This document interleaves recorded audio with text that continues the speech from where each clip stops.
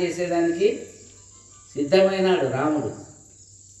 గురువు ఆజ్ఞ ఏనైనా అది భగవంతుడు ఏం చేయాలో ఆ పరమాత్మను అది చేసి శాంతి చేసేది, అది వేరే విషయం.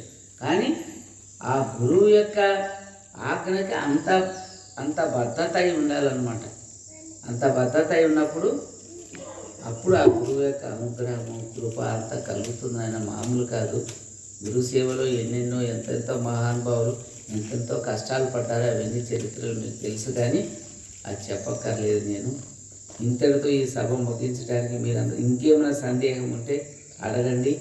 ఇప్పుడు మీరందరూ అడిగిన ప్రశ్నలకు సమాధానం వచ్చిందో లేదో నాకు తెలియదు. గురువు అనేటివాడు ప్రతి ఒక్కరికి ఉండవలసిందే. ఏనా గురు మార్గంలో నడవటం అనేది అందరికీ సాధ్యం కాదు. సాధ్యమైందంటే అది మన యొక్క పూర్వజన పుణ్యం. ఇదంతా మనం అంతా ఇంకా జరిగేది భగవంతుని యొక్క లీలా విశేషం చాలా ఉన్నది. ఆ లీలా విశేషాన్ని మనం చూస్తూ ఆనందం పొందుతూ, అందుకనే 3 వర్గాలైన మనుషులు తయారవుతారంట. ఒకరికి సందేహం ఏనా, ఒకరికి సందేహం ఉంటుంది. ఒక వర్గం భగవంతుడిని నమ్మరు వాళ్ళు, కాలజ్ఞానాన్ని కూడా విశ్వసించరు వాళ్ళు. ఏనైనా భగవంతుడిని నమ్మరు, కాలజ్ఞానాన్ని విశ్వసించరు. అది ఒక వర్గం. భగవంతుడిని నమ్మి కాలజ్ఞానాన్ని కూడా నమ్మకుండా ఉండేటివాళ్ళు మధ్యవర్గం. 3వ వర్గం ఏమవుతుందంటే గురువు యందు కాలజ్ఞానందు పరిపూర్ణమైన విశ్వాసం కలిగి ముక్తికి పోతారు అటువంటి వాళ్ళు అంటారు. అందుకని భగవంతుడు ప్రకాశమైనప్పుడు ఏమవుతుందంటే ఎవరైతే వ్యతిరేకం ఉన్నారో వాళ్ళంతా భగవంతుని ప్రస్ఫుటం, భగవంతుడు ఆటం బాంబు ఏ విధంగా ఉన్నాయో ఆ విధంగా ఆయన ప్రస్ఫుటం అవుతాడనమాట. అంత ఈజీ లేదు భగవంతుడు ప్రకాశం అయ్యేది. ఏనైనా అప్పుడు భగవంతుడు ప్రకాశమైనప్పుడు ఆ యొక్క వర్గం ఉంది కదా, భగవంతుని మీద భక్తి విశ్వాసం లేని వర్గం ప్రాణత్యాగమే చేసి అది అపఠించిపోతారట. 2వ వర్గము మూర్చపోతారట. 3వ వర్గము ఆనందంతో గంతులేస్తారట. ఆనందం భగవంతుడు వచ్చాడని ఆనందంతో కేరింతలు, మన గౌరవ ఎగురుతుంటాడు కదా అప్పుడప్పుడు, అట్లా ఆనందంతో కేరింతలు వేస్తారంటే ఏదో 3 వర్గాలు 3 వర్గాల్లో ఉంటారు. కాబట్టి మనము ఆ వర్గాల స్నేహాన్ని కానీ ఆ వర్గాల యొక్క మార్గంగా పోరాదు అమ్మభక్తుడు. ఆ రెండు వర్గాల యొక్క దారికి మనం పోరాదు. భగవంతుని యందు విశ్వాసము, కాలజ్ఞానం యందు కూడా విశ్వాసము, భక్తి కలుగుతుంటే మోక్షం కలుగుతుందని భగవంతుడు పదే మనకు చెప్తున్నారు. కాబట్టి మనం ఆ మార్గాన్ని ఎంచుకోవాలంటే ఏనైనా ఇంకా వేరేది ఏమీ లేదన్నమాట. అందరూ కూడా మనమంతా సోదర సమానమే. అందరి సోదర ప్రేమతోటి అందరూ భక్తిభావంతో ఉండాలి. కానీ నేనన్న అహంభావం అనేది అనుక్షణం మనకి కలుగుతూ ఉంటుంది. కాబట్టి అటువంటి దాన్ని మనం అనుక్షణం మనల్ని వస్తుంది. అనుక్షణం అది మాయ అనేది వస్తూ ఉంటుంది. వస్తూ ఉంటే ఏం చేయాలి? మరి మేము ఇట్లా పొరపాటు చేసాం కదా, ఇట్లా చేసామని నివృత్తి చేసుకోవాలి. మనం నడిచిందే మనం అన్నదే కరెక్ట్ అనే భావానికి పోరాదు. అదే జ్ఞానము అంటారు. అరే మనం పొరపాటుగా చేసినాము, ఈరోజు పొరపాటుగా మాట్లాడినామే అని చెప్పి మనము పొరపాటుగా చేసినామే మనము అని చెప్పి మనము అని అనుకొని దాన్ని నివృత్తి చేసుకోవాలి. అదే జ్ఞానం అవుతుంది. అదే ఇది అవుతుంది అన్నమాట. అది తెలుసుకోవాలి మనం. అట్లా ఉంటుంది అన్నమాట. ఏదైనా మన మనస్సుని మనం పరివర్తన చేసుకోవటం అట్లా ఉంటుంది. కావున అందరూ కూడా జపతపాలు చేసుకోవాల్సిందే, ధ్యానం చేసుకోవాల్సిందే, సత్యధర్మాన్ని మార్గాలని అనుసరించవలసిందే గురు మార్గానికి. అందుకని ప్రతి అమాస్కరాన్నైనా ప్రతి పుణ్యకరాన్నైనా అని నాయన అందరికీ ఎందుకు చెప్తున్నాడంటే గురుస్థానంకి వస్తుంటే ఆ మాయ అనేది తొలగించేటివాడు గురువే. మాయను తొలగించేదంతా గురువే కదా. అందుకని గురువు జ్ఞానం ఇచ్చేటివాడు. గురువు శాశ్వతమైన వాడు. ఆయనకి జనన మరణాలు అనేవి ఉండవు. అమ్మ ఇప్పుడు ఎట్టున్నారు? అఖండ స్వరూపమై ఉన్నారు. కోటి సూర్యకాంతితో విరజిల్లుతున్నారు. కాబట్టి కోటి కోటి లింగాలను పెట్టించి ఆ కోటి లింగాలు మనం ప్రదక్షిణ చేసుకొని ధరించడానికే పెట్టిస్తున్నారన్నమాట. సరేనా? అందుకని ఈ కార్యక్రమంలో ప్రతి ఒక్కరు కూడా, ప్రతి భక్తుడు కూడా లింగాలు స్థాపన చేయండి. ఆయన కోటి లింగాలు చేసుకొని ప్రదక్షిణ ఒక్కసారి మనం ప్రదక్షిణ చేస్తే కోటి లింగాలకి తిరిగినట్టు అవుతుంది. మరి ఎక్కడ కోటి లింగాలు తిరిగి రావడానికి మీ జీవితకాలం సరిపోతుందా? అందుకని ఇటువంటి యొక్క అవకాశం కూడా ఇచ్చినారు అమ్మగారు. ఇంకా తెలిసిపోవటం లేదు జనాలంతా కూడా. ఇప్పుడిప్పుడు ఊళ్ళంతా తయారై అందరూ కూడా కోటి లింగాలు పెట్టండి, ప్రతి ఊళ్ళో తయారు కండి అని చెప్తున్నాము. ఎవరెవరు ప్రభావితం అవుతారు అదంతా వాళ్ళ యొక్క ఇష్టము. కావున అందరూ కూడా ప్రేమభావంతో నడవాలి. ఇప్పుడు ఇంకేమైనా సందేహాలు ఉంటే ఇప్పుడు అడగండి, 2-3 నిమిషాల లోపల మీ నివృత్తి. ఇందాక ప్రశ్నలు అడిగినంత నివృత్తి అయినా లేదా మీరే తెలుసుకోగలము. ఇంకేమైనా సందేహం ఉంటే ఇప్పుడు అడిగేసుకుంటే దాన్ని పోతుంది అన్నమాట. దేని సందేహాలు లేవైతే నరేంద్ర? ఇంకేం సందేహాలు లేనట్టేనా? ఇంకేం సందేహాలు ఏం లేవు కదా అంటున్నా. గురుకరణం కలగాలంటే ఇప్పుడు చెప్పాను కదా, ఇప్పుడు కాదు. గురుకరణం కలగాలి సదా ఆయన మనసులో ఉంచుకోవాలి. సదా అమ్మ మీద, సదా ఆయన మీద ఉంచుకుంటే సదా కరుణ ఉంటుంది. నేనైనా సత్యం ధర్మం వైపు నడవాలి. ఏమా ఒకరికి అపకారం చేయాలి. సదా గురువుని మనం స్మరణ చేస్తూ ఉంటే అంతా నీదే దయ, నీదే కరుణ, నీదే కృప ఉంటే ఆయన కరుణ కలుగుతుందండి. అందులో భగవంతుడు అనేటోడు పరమ దయాళుడై ఉంటాడు. ఆయన మనం చేసే ప్రతి చిన్న తప్పు కూడా ఆయన మనల్ని శిక్షిస్తాడు, సరి చేస్తాడు. సరి చేస్తాడనమాట. నీది తప్పు అని అన్నాడు అనమాట. ఇందాక లక్ష్మప్ప క్షమించాలి ఆయన అంటే నేను లోపలికి వెళ్ళిపోయానా లేదు. ఆయన క్షమించేది ఏమి లేదు, ఏదైనా మన్నించేది ఏమి లేదు. అది క్షమించేది ఏమి, క్షమించాలి అని అన్నప్పుడే అతను పరివర్తన వచ్చుంటుంది అన్నమాట.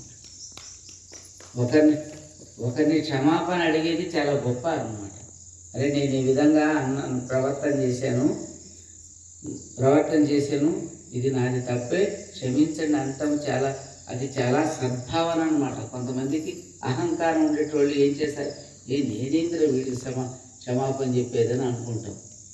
మన వల్ల వాళ్ళ మనసుకి నొప్పి అయినా ఏమైనా ఏమనుకోకనైనా తప్పైందని అంటామా లేదా? ఏదైనా అది కూడా భగవంతుని యొక్క భావనే. ఏ సద్భావన కూడా భగవంతుడే అవుతుంది. ఏదండి? సద్భావన అంతా భగవంతుడు, దుర్భావన అంతా భగవంతుడు కాదు. అమ్మా అది తెలుసుకొని నడవాలి.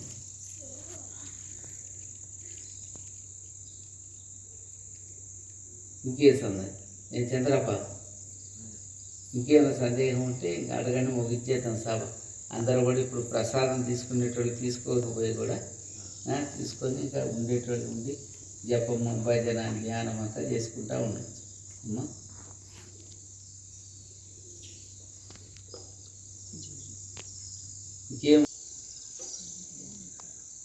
ఇంకేమైనా ఉన్నారా సందేహం అంటుంది? చాలా మంది అంటుంటారు నాయన, భక్తి మార్గంలో కూడా భగవంతుని పొందొచ్చు అని అంటూ ఉంటారు. గురు మార్గంలో ఉన్నారు కదా, మీరు గురు మార్గంలో ఉన్నారు కదా అని నాకు అడిగారు నాయన. మరి భక్తి మార్గం కంటే గురు మార్గం గొప్పదా, గురు మార్గం కంటే భక్తి మార్గం గొప్పదా అని అన్నారు. భక్తి మార్గం చేత చాలా మంది గురువులు పరమాత్మని పొందొచ్చు అని అంటున్నారు, వేరే వాళ్ళు అన్నారు. అయితే మరి గురువు లేకుండా పరమాత్మని పొందొచ్చు కదా అని వాళ్ళు అన్నారు. అయితే గురువు లేకుండా గురువు లేని విద్య గుడ్డి విద్య అని అంటే అది తప్పు, నువ్వు అది అనకూడదు. పరమాత్మను భక్తి చేత కూడా పొందవచ్చు. ప్రహ్లాదులు లాంటి వాళ్ళు కూడా భక్తి చేతను పొందారు, భక్త తుకారాం లాంటి వాళ్ళు కూడా భక్తి చేత కూడా పొందారు అని అన్నారు ఆయన. అంటే ప్రహ్లాదుడికి భక్తి ఎవరు నేర్పారు? నారద మహాముని ఆయనకు గురువు. ఏదైనా నారద మహాముని వల్ల ఒక జ్ఞానం కలగడాలంటే ప్రతి ఆత్మకి ఒకరు కారణమై ఉంటారు. నేను ప్రహ్లాదుడికి ఎవరు కలిగించారు? నారద మహాముని కలిగించారు. ఆ గురువు వాళ్ళు ఆ విధంగా అనుకోవటం తప్పవుతుంది. గురు మార్గం ద్వారా ఏమవుతుందంటే ఆత్మజ్ఞానం కలుగుతుంది. వాడు స్వతంత్రుడు అవుతాడు, వాడు యోగీశ్వరుడు అవుతాడు. యోగీశ్వరుడు అంటే భగవంతునితో సమానం. ఇప్పుడు వాళ్ళంతా సప్త ఋషులు వాళ్ళందరూ ఉన్నారు కదా, వాళ్ళంతా కూడా తపోనిష్ఠులు, యోగులు కదా. అందుకని వాళ్ళు స్వతంత్రులు అన్నమాట వాళ్ళు. నేనైనా అందుకని యోగి అయినవాడు స్వతంత్రుడై ఉంటాడు. భక్తుడు ఎప్పుడు కూడా స్వతంత్రుడు కాలేడు.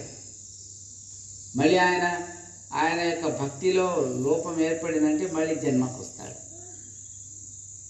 యోగీశ్వరుడు ఏమవుతాడు?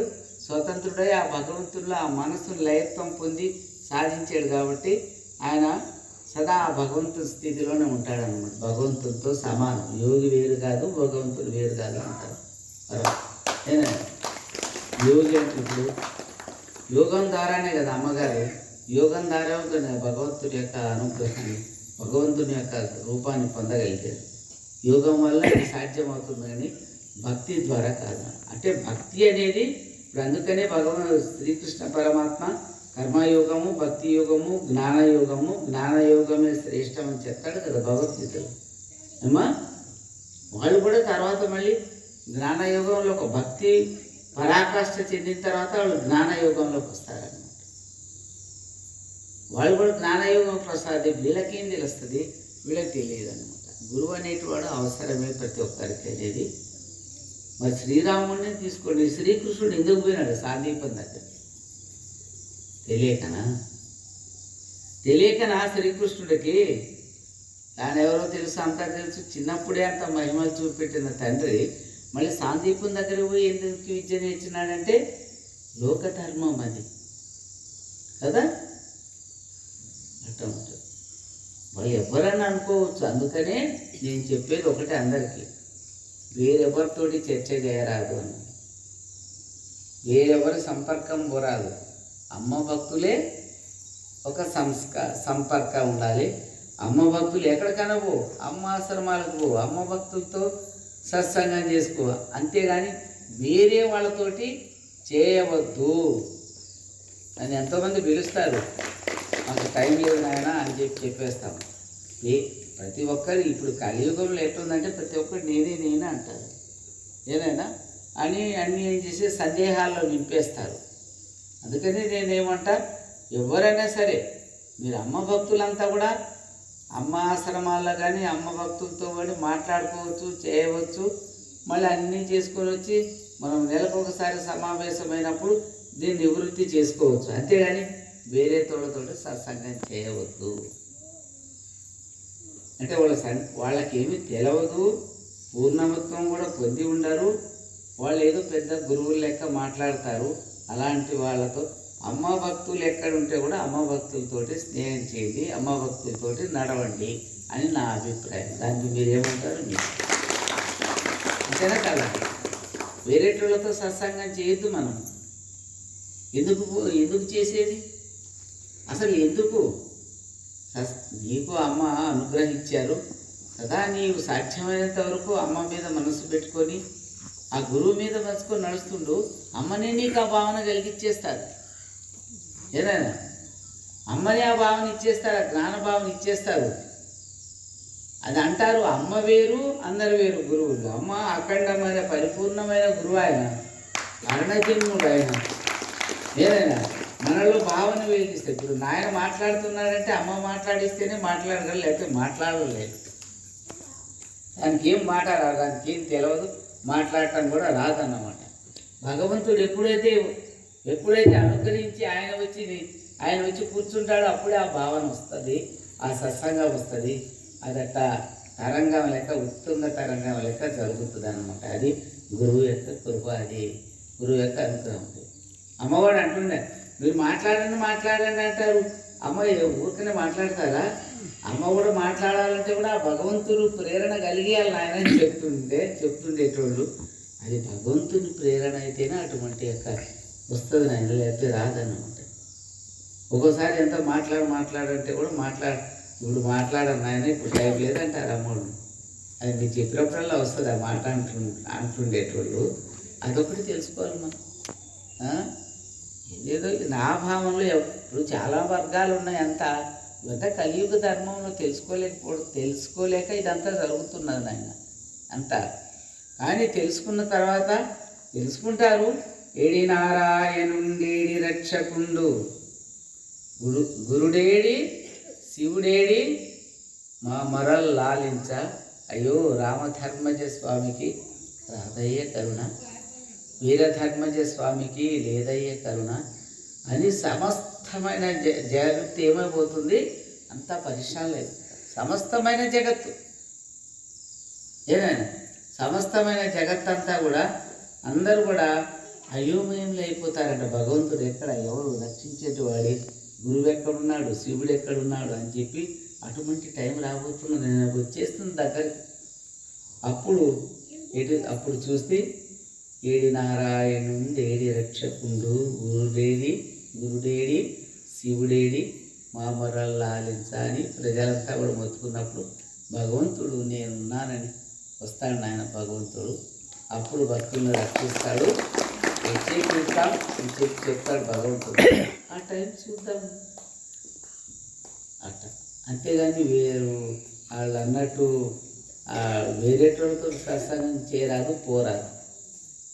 ఇది నాయన ఎవ్వరి సత్సంగం పోడు, ఎవరు పిలిస్తే పోను, ఎక్కడ పోడు. ఎందుకు అంటే మనది వేరే, మన అమ్మది వేరే, వాళ్ళది వేరే. అమ్మ భక్తులే శ్రేష్టమని ఎందుకన్నాడు భగవంతుడు? అవన్నీ తెలియదు వీళ్ళందరికల్లా. అందరూ కూడా శరణాగతి అవుతారు అమ్మకి. అటువంటి టైం వస్తుంది. ఆయన జ్ఞానం ముందు ఏమి, ఈ లోకాన్ని ఉద్ధరించడానికి ఆయన వచ్చారు.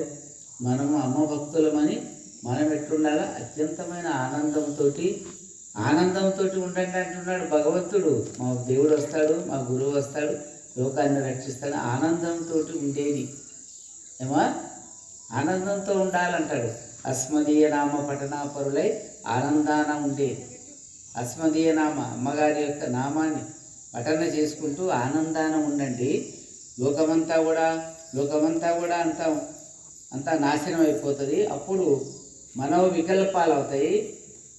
ధ్యానం చేయటానికి కూడా రాదు అంటే అప్పుడు ఏం చేయాలి? మా భజనలు చేసుకుంటూ మా కథా సల్లాపాలంటే ఆయన మహిమల్ని మనం చర్చ చేసుకుంటూ ఈ విధంగా గడవాల్సిన రోజులు కూడా వస్తాయి నాయన. అటువంటి కాలం వచ్చేసిన దగ్గరికి ఎవరికి తెలియదు. అట్లా ఉన్నది అమ్మగారిది. కావున మీరంతా కూడా అటువంటి యొక్క ఇదికి పోరాడు. భక్తి అనేది ఒక స్టేజీ, జ్ఞానం అనేది పెద్ద స్టేజీ. ఏనాయనా, అది జ్ఞానం అనేది అంటే పూర్తిగా మనస్సుని భగవంతుడిలో లయత్నం చెందేసేయటం అన్నమాట. ఇంకా తాను భగవంతుడు ఒకటే అన్నమాట అమ్మ లెక్క అట్ట. మరి అమ్మ భగవంతుడు అంటే తన మనస్సుని అంతా లయం చేసేసుకున్నాడు. పరమాత్మను లయం చేసుకుంటే పరమాత్మను, అది జ్ఞానం. భక్తి అనేది ఏంటంటే భగవంతుని కీర్తన ద్వారా కొంత భగవంతుని మీద స్మరణ చేస్తారు. ఇది దానికన్నా ఆ యొక్క జ్ఞానం కన్నా తక్కువైన స్టేజ్ అన్నమాట. ఇంకా కర్మయోగం అంటే సంసారంలో ఉంటూ ఉత్తమ ధర్మంగా నశిస్తాడు. అదొక తత్వం అన్నమాట. కర్మయోగం నుంచి భక్తి యోగం రావాలా, భక్తి యోగం నుంచి జ్ఞానయోగం రావాలి. అప్పుడే భగవంతుని ఐక్యం అవుతామని, భగవంతుని రూపాన్ని పొందుతామని ప్రతి ఒక్కరు తెలుసుకొని నిరంతరం జపతపాలతోటి మీరందరూ కూడా ఉండాలా. మీకు తెలిసిన వాళ్ళకి కూడా చెప్పాలా. కానీ వేరేటోళ్ళతో సత్సంగాన్ని కోరాదు అనేది నా భావన. ఇంకా మీరు గ్రహించుకుంటారో లేదో అది ఎవరెవరు విశిష్టత వదిలేస్తూ ఉంటాను. ఓం సద్గురు మహాయోగి రూపరేఖ హింసా యోగీశ్వర వీరధర్మజ మాతా కీ జై.